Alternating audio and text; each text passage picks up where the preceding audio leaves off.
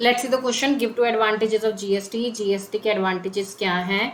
तो इसने क्या होता था पहले कि जो आपकी सेल या परचेज हो जाती थी वो आपकी बिना रिसीट के हो जाती थी, लोग बिल वगैरह नहीं लेते थे और लोग महंगी चीज़ों में बांटते थे, जिसकी वजह से करप्शन जो था वो बढ़ता जा रहा था।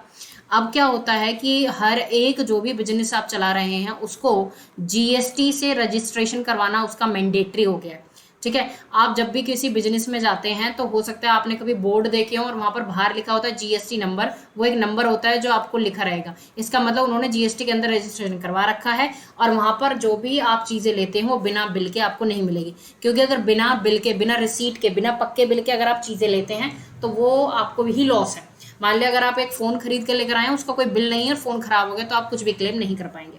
नेक्स्ट है, इसने रिड्यूस कर दिया है, जीएसटी ने रिड्यूस कर दिया है multiple tax evasion. Multiple tax evasion का मतलब है कि क्योंकि पहले बहुत सारे टैक्सेस लगते थे, वो तो खत्म कर ही दिए हैं। और टैक्स इवेजन का मतलब होता है टैक्स की चोरी करना या टैक्स बचाना, गलत तरीकों से टैक्स बचाना। तो अब क्योंकि बहुत सारे टैक्स ही नहीं है तो इवेजन भी कम हो गया टैक्स का, है ना। तो ये कुछ बेनिफिट थे जो जीएसटी के आने की वजह से क्या हो गए हैं, कम हो गए हैं। और थर्ड अपन लिख सकते हैं यूनिफिकेशन हो गया है। यूनिफिकेशन मतलब पूरे इंडिया में एक ही टैक्स लग रहा है, तो समझने में भी लोगों को प्रॉब्लम नहीं आएगी। So I hope this is the proper explanation to this question.